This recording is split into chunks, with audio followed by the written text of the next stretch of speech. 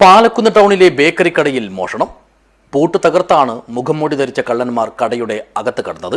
ഇവർ പണം കൈക്കലാക്കുന്നതിന്റെ ദൃശ്യങ്ങൾ CCTVയിൽ പതിഞ്ഞിട്ടുണ്ട്.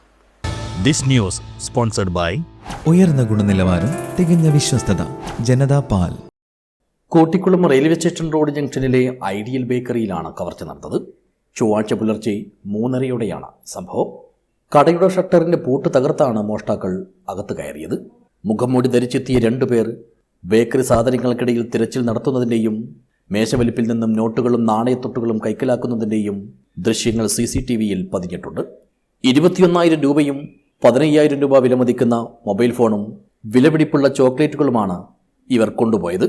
പതിവ് പോലെ രാവിലെ കട തുറക്കാൻ എത്തിയപ്പോഴാണ് മോഷണ വിവരം അറിഞ്ഞത്.